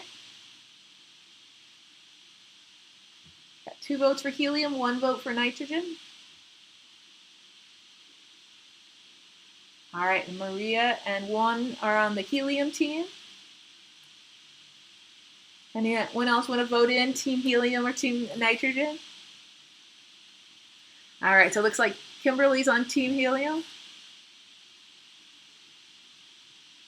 All right, and Nico and Nino and Jessica. All right. So the answer here will be the helium. So if we assume that they are at the same temperature and they have the same amount of energy, helium is lighter than nitrogen is. So what we know is the molecules are moving around faster. So when they move around faster in a confined space, what they're doing is they are hitting the walls more frequently. So as lighter molecules, they are going to be hitting those pores more frequently. And as a smaller molecule, it's going to be easier for them to escape. So the balloons are going to deflate through effusion, escaping through the tiny pores in the balloon. So the gas with the smaller molar mass will be effusing faster, and therefore the balloon will diffuse or deflate sooner. So down at the bottom, there's a statement that seems horribly complicated, but I'm going to show you how it works. You do not need to memorize this statement. I'm going to show you how it works. But it says effusion is inversely proportional to the square root of its molar mass. So let me show you how that works. This is the equation right here, and I will give you the equation on the exam. So the R's are the rates, whereas capital M are molar masses, In this case, you have one divided by the other. So it doesn't matter if they're in grams per mole or kilograms per mole. I'm going to recommend you leave them in grams, but one or the other, you get to choose your units. But something very important here is here we have R1 over R2, but for the molar mass on the other side, notice we have M2 over M1. So back in that statement, it said they were inversely proportional to the square root of the molar mass. So the inverse comes in that on the rate side, it's 1 over 2, and on the molar mass side, it's 2 over 1. So that's what we mean by inverse, that one side is flipped, and then the square root is this square root right here. Okay, so we're going to go through an example. But any questions on anything so far? Okay, so here it says, in a balloon, gas effuses through the pores. At an identical pressure and temperature, the lighter gas effuses more rapidly. And it says, why do the lighter gases effuse more rapidly? And that's something that we've already talked about. So they're effusing more rapidly because they are moving faster. So they have a greater RMS speed. In other words, they are moving faster.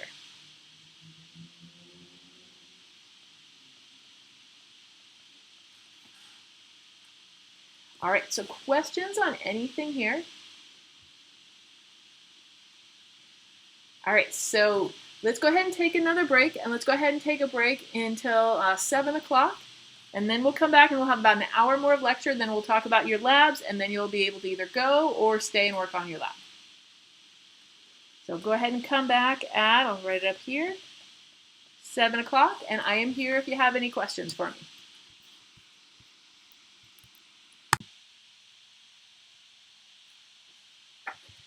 All right, so let's go ahead and get started again. So we were just starting to talk about Graham's law of diffusion, and again, you don't need to know the name Graham's law of diffusion, but I do want you to know how this equation works. I'll give you the equation, but you might have to solve a problem with it. But any questions about what we were talking about before break? All right, so let's go ahead and get into this problem. So it says an unknown gas is composed of what we call a homonuclear diatomic molecule. And before we go on, I want to talk about those. So you actually know about homonuclear diatomic molecules. I just didn't use those big scary words. So once upon a time, we looked at things like H2, N2, Br2. Those are all homonuclear diatomic molecules. So in class, I simply call them diatomic molecules just to make it a little easier. But the truth is they are homonuclear. So homo means same, nuclear means nucleus.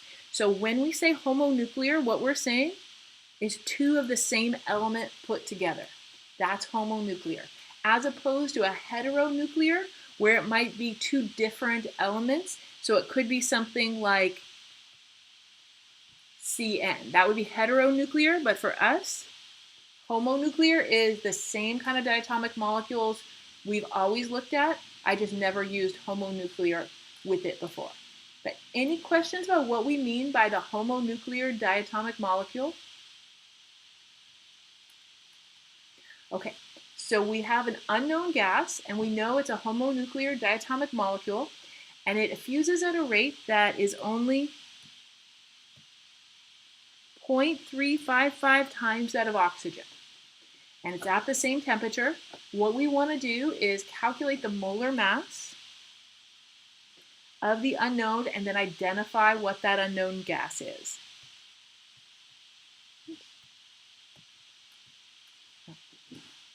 All right. So let's go ahead and set this up. So we're going to need R1, R2, M1, and M2. All right, so I'm going to go ahead and say R1 is the rate of oxygen. And if R1 is the rate of oxygen, then M1 has to be for oxygen too, and this will be the mass of oxygen. All right, so then R2 will be the rate of the unknown.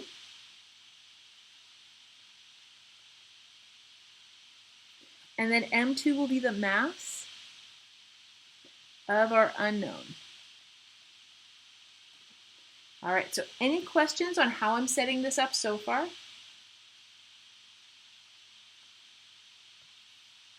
All right, so now let's fill in some numbers. So R1 is the rate of the oxygen.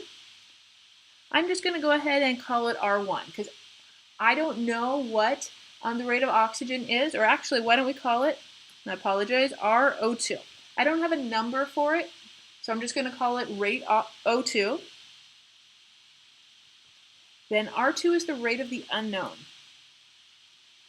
So the unknown was 0.355 times that of oxygen.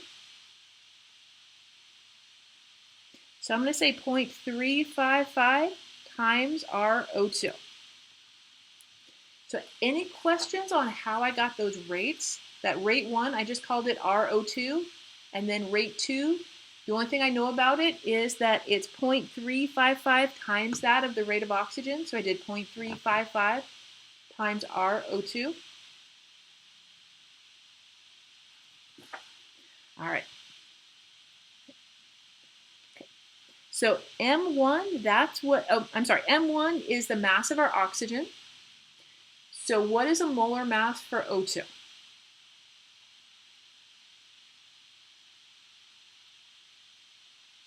Yes, I'm seeing 32, excellent. Because there are 2 oxygens, it is 32 grams per mole like so. Any questions on why that's 32 and not 16? Okay. So again, because we have 2 oxygens, we add up 2 of those 16s to give us the 32. Now M2 is the one we're looking for, so I'm going to put a little question mark right there. All right, and then we're going to plug it all into this equation. But any questions on what we've done so far?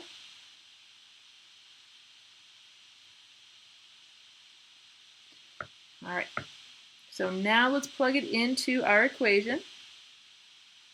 So R1, I'm going to say RO2. R2 we said was 0.355 times RO2. On the top is our M2. I'm going to go ahead and leave that as M2. That's what we're solving for. And on the bottom will be our 32 grams per mole like so. All right, any questions on how I set this one up? All right, so this one's a little tricky, so I want to solve it together. And the first thing that I'm going to do is I'm going to say if I have an RO2 on the top and an RO2 on the bottom, they can cancel out, and I'd just be left with a 1 on the top. So any questions about what I just did with canceling the rate of oxygen on the top and the bottom? All right, so I don't see any questions in the chat box, but I know this causes some questions sometimes, so let me show you another example from algebra. Oops, that is a Y. All right, so if you were in algebra class, you could cancel out the X on the top and the bottom, and when you did, the X on the top would be replaced by a 1, and you would just get 1 over Y. So any questions on why we can cancel out those 2 X's or why we could cancel out that RO2?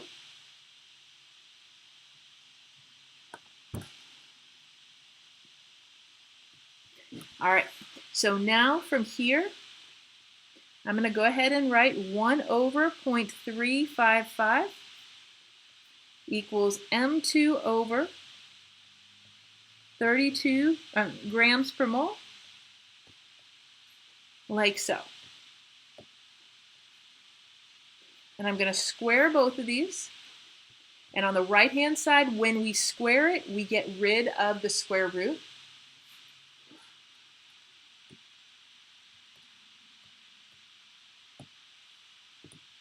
All right, so let's calculate this out.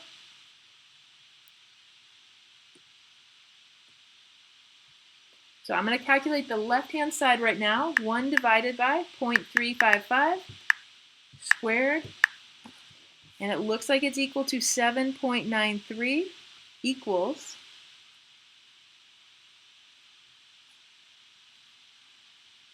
M2 over 32 grams per mole. So any questions on what I've done so far?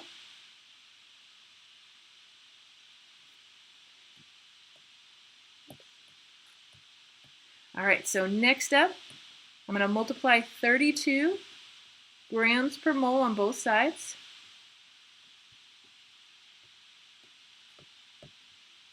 Like so. And on the right-hand side, it's going to cancel.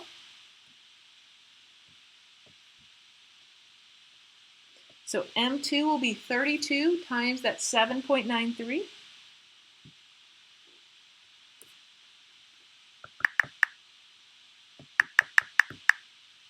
And it looks like we're getting to three significant figures, about 254.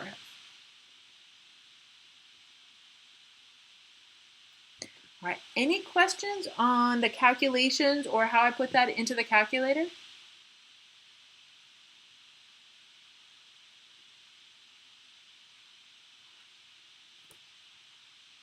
All right, so here is our M2. This is our molar mass. We're not done yet. I'm gonna put this to the side there. All right, but any questions on how we set this up or what we've done so far? So we know the molar mass of this gas is 254 grams per mole.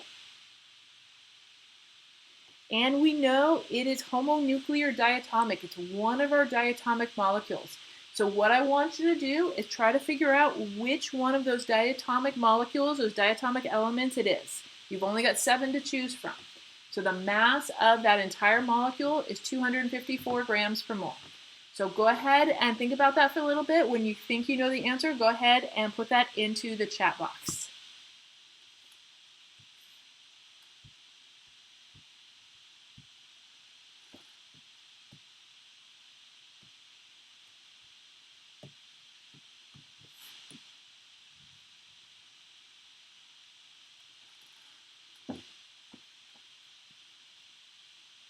All right, so we got lots of you who are thinking it is iodine.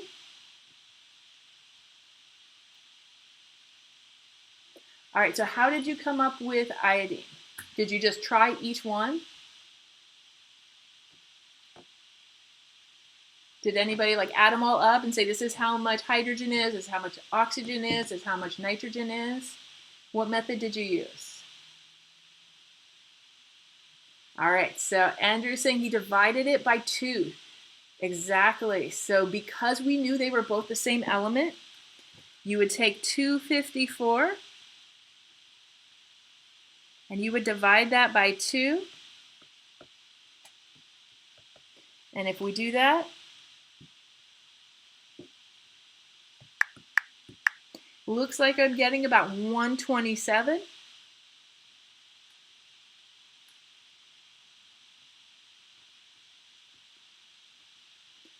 All right, and then from here you'd go to your periodic table.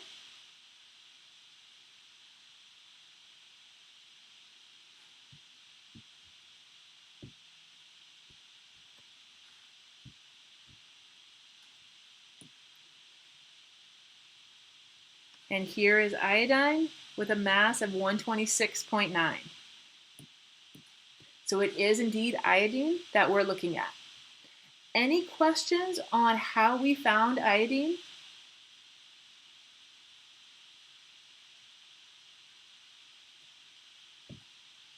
Okay, so this is iodine. Therefore, the molecule we're looking at is I2. All right.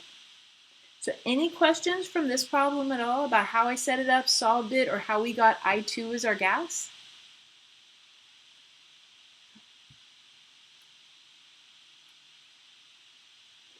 All right. So I kind of alluded to this earlier, and there are really no such thing as ideal gases. They are all real gases, just like all little kids act up on occasion, even though we think they're perfect angels. You all were perfect angels when you were a child, I'm sure. This doesn't apply to you. All right. But the fact is that all gases are actually real gases. We think of them as ideal to make our calculations easier. But as I said, if we wanted to go into the nitty-gritty details, we could use calculus to do that. There is one other way that we can talk about real gases without going into calculus. And that is going to be with the real gas equation that we're going to see in just a moment. But first, I want to talk to you about those real gases. And down here is something important that I want you to know. Oops.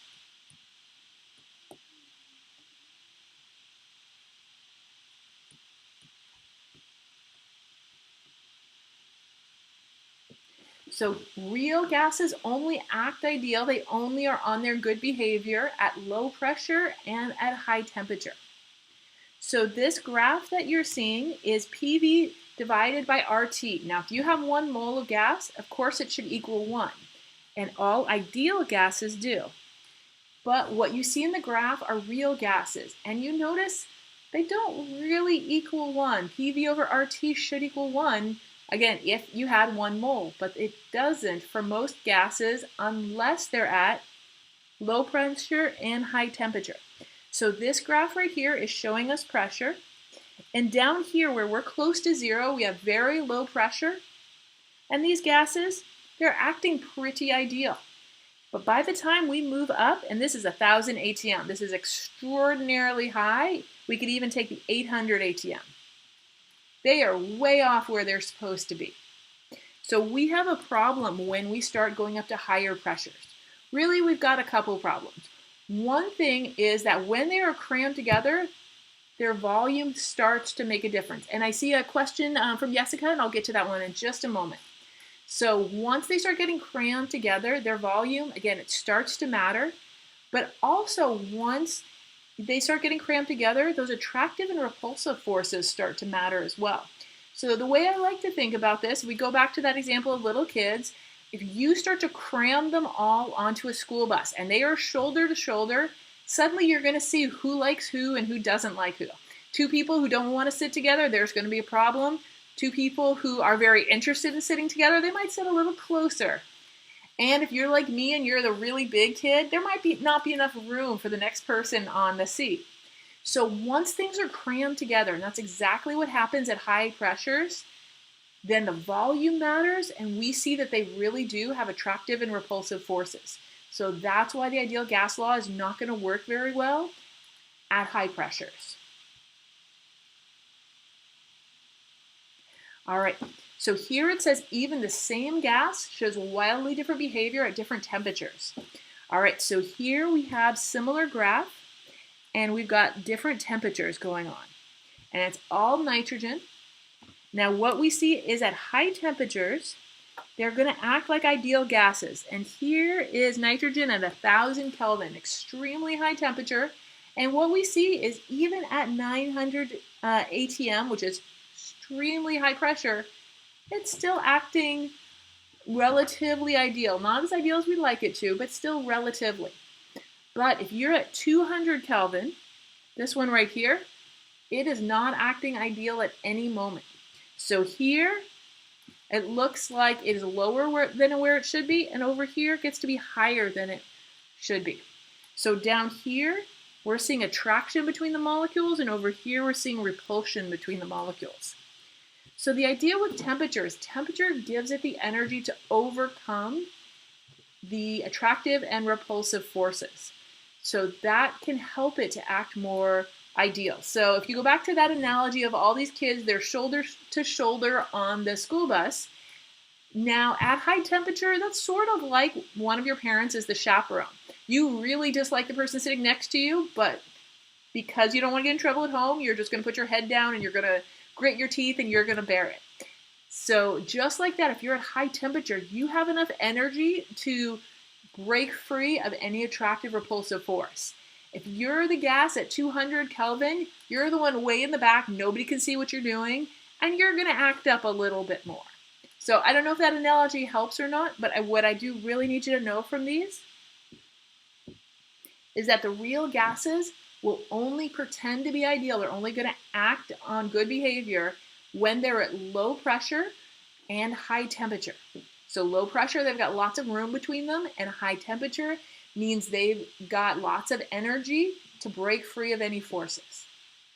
And so I know we have a question from the last problem, but any questions here?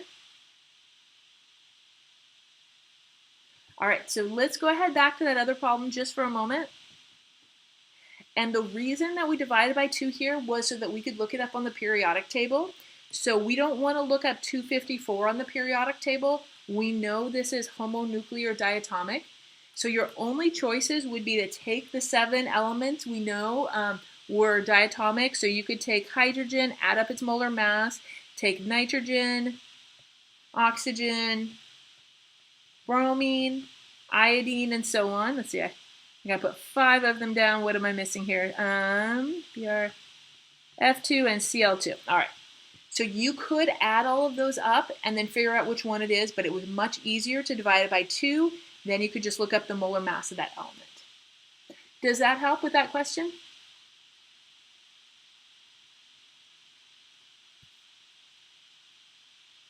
Okay, excellent. All right, so sorry for jumping back and forth, but any questions about what we were talking about with these real gases, how they misbehave sometimes, and to get them to behave ideally, we need low pressure and high temperature?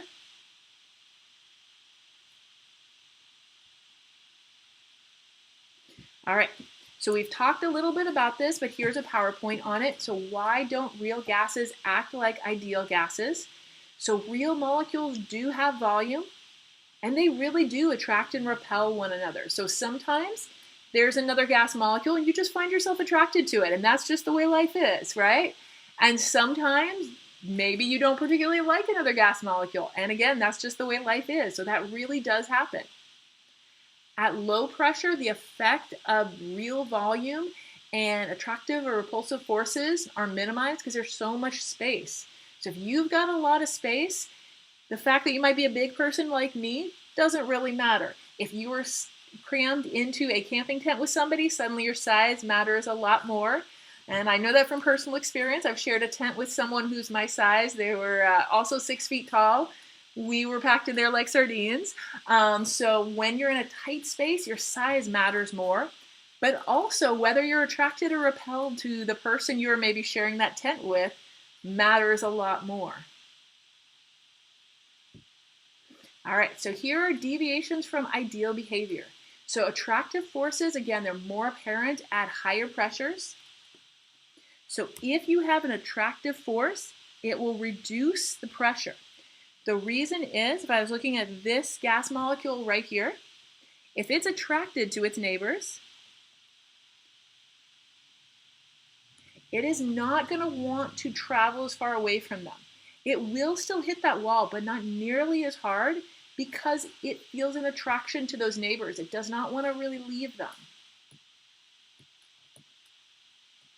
Over here we have repulsive forces, and they would increase pressure. The way that would happen, I'm going to use the same image, but now I'm going to consider these to be repulsive forces.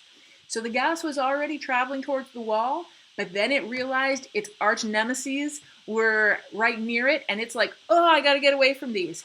It really does start flying away faster because it's trying to get away from those. It is being repelled by those other gas molecules. It is going to strike harder in that case. And what we said is it is the pressure is the impact of those gases against the wall. So if this gas molecule were to strike harder because it is essentially running away from its enemies, it is running away from gas molecules that it is repelled by, that would increase the pressure.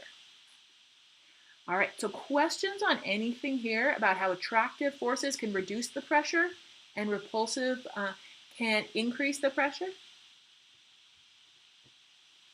Okay.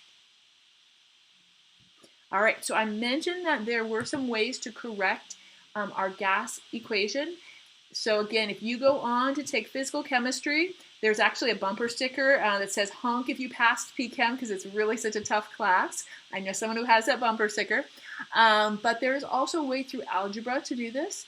And so this is an algebra version of that equation. And here it's a correction for non-ideal behavior. So here we recognize the gases are not always ideal, and we're trying to correct for that. So the ideal gas equation is adjusted for these deviations, and the corrected equation is known as the van der Waals or the real gas equation. All right, so here is a correction term for pressure. And a couple things that you're seeing in here.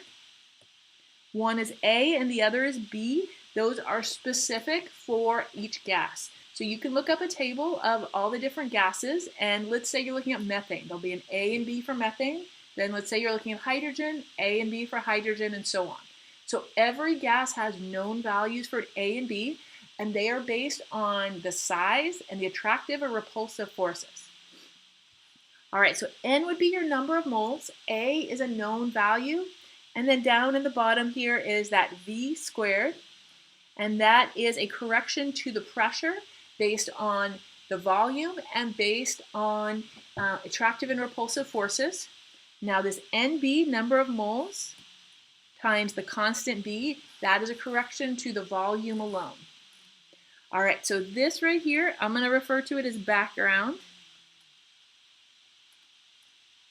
So I hate presenting anything and then saying, hey, you're not going to be tested on this, because I know what happens is students immediately go, ah. All right, so it's true, you're not going to be tested on this, but I prefer to use the word background rather than saying you don't need to know it. So I just wanted to show you this equation. It is in your textbook, but your textbook doesn't do any examples with it, so I'm not going to either. So again, I just wanted to let you know that it's out there, but I'm not going to test you on it. Don't exit out. All right, questions on anything here? All right, so this is the end of chapter 5. So any questions from chapter 5? Okay, so let's go ahead and start looking at chapter 6.